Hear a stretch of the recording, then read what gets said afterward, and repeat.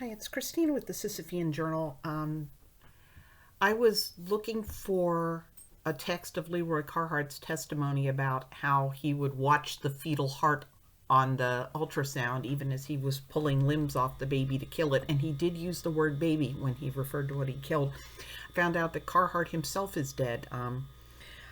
I didn't look at the details. The news post was on the 28th, so it seems like he died either yesterday or the day before. And I'm not singing Ding Dong, the Witch is Dead. I want abortionists to repent, not to die with no sign that they've ever repented.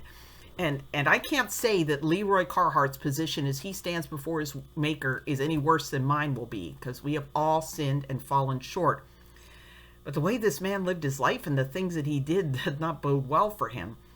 So unless the worship he got from abortion supporters enabled him to truly believe that killing babies, and again, he himself spoke about it as killing babies, was somehow a good and noble thing.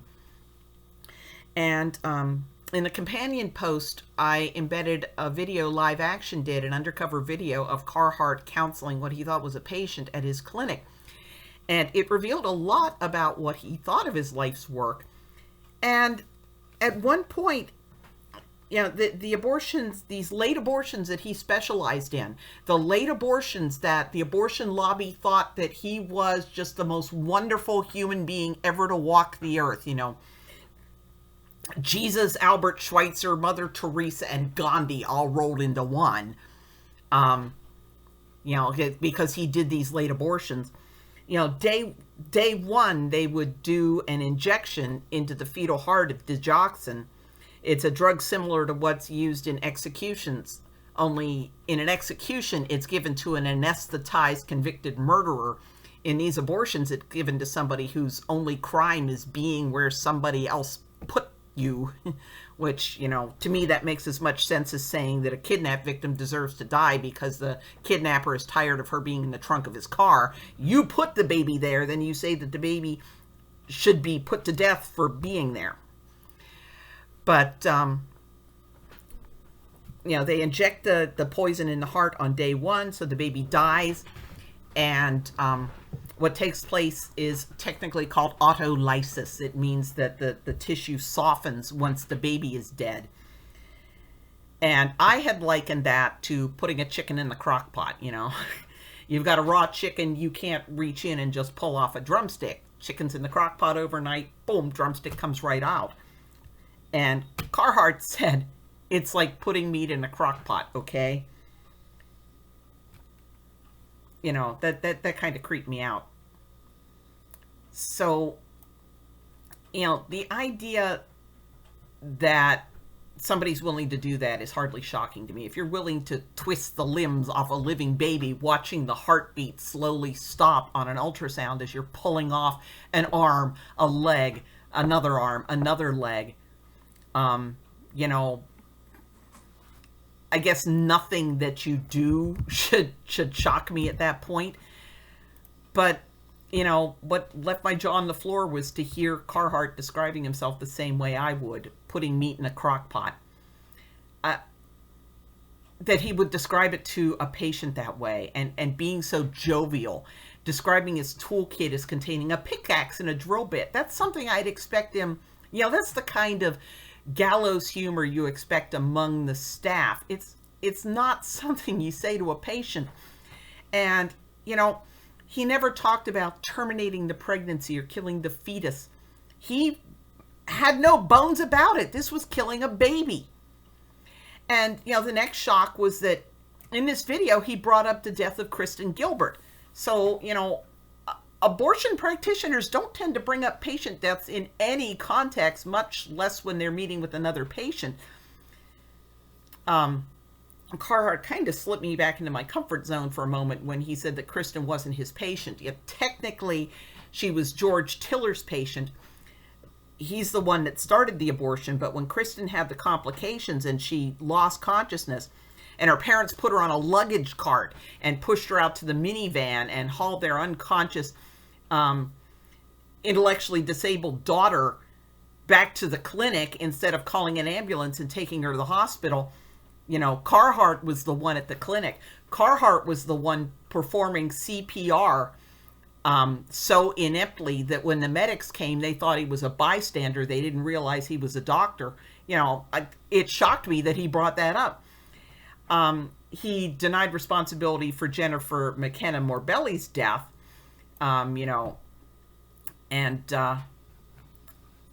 he's giving blithe reassurances that he and his staff would be there if the patient called at night from the hotel. But they weren't there for Jennifer when she started having serious complications and her family tried to reach Carhart. The phone number that he provided as an emergency number rang to the answering machine for their family equestrian supply business.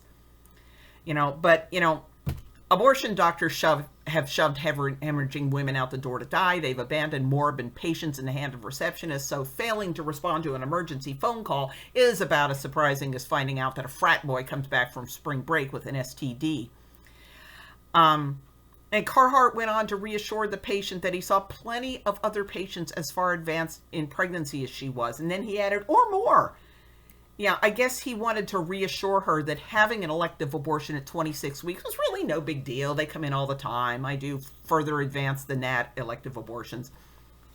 And he described using the present tense, kind of indicate that this is something that happens all the time, the procedure for dealing with it if she delivers the dead baby at the hotel.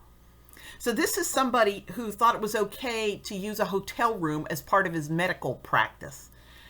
And then he kind of gets, it creeps me out even more when he tells her, this baby is a part of you forever, and adds that if you expect it to go away that's the wrong approach to it. But then he says, I think you'll be affected for the positive. I think you can make very difficult, hard decisions that help shape the life, the rest of your future, and makes you work harder for things that are important. And I think out of respect and love and honor for this baby that you've lost, you will find yourself being a better person. Killing this baby will make you a better person. Was he really delusional enough that he believed that doing an elective abortion at 26 weeks was something that was going to make this woman a better person, make her feel better about herself, make her want to achieve more in her life? And then he shocked me by saying, we had a 16-year-old girl that was pregnant at 26 or 7 weeks that we did that termination for her, and she tried to kill herself, but she got to the hospital and recovered. Why in the world is he telling this to a patient? Then he says that she didn't kill herself because of the abortion. She killed herself because she had a baby at home, which that makes no sense. Why would she have the abortion first and then kill herself about the baby she had at home? But he did have a patient who did kill herself because she couldn't cope with an abortion he performed on her.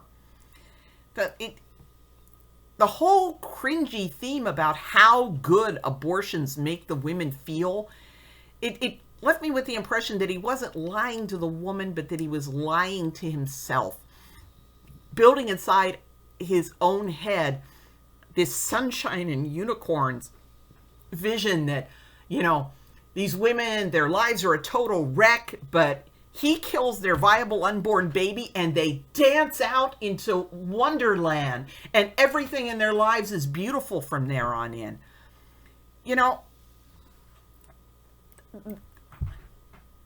That he really seemed to believe that he was doing wonderful things, even as he realized that he was electively ripping the limbs off living babies.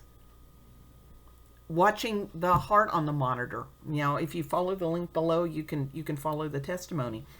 Now later, when he did labor and delivery abortions, he'd do the injection into the heart, but the earlier abortions, he'd twist the limbs off and watch the heart on the monitor. And now this guy's dead. And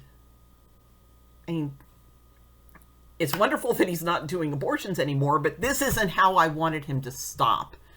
This isn't how I wanted him to stop hurting women and killing babies and lying to himself and lying to the world. That's not how I wanted it to end. I wanted it to end like it ended for Tony Levatino and all those other doctors who woke up to what they were doing and repented and had a chance to be a force for life before they died. So I words fail me. I don't know what to say, because it's kind of hard to say rest in peace for somebody who spent his life doing the horrible things Carhart spent his life doing. But, you know, I don't want the guy to go to hell either. That was never what I wanted for him. I'm just left kind of stunned.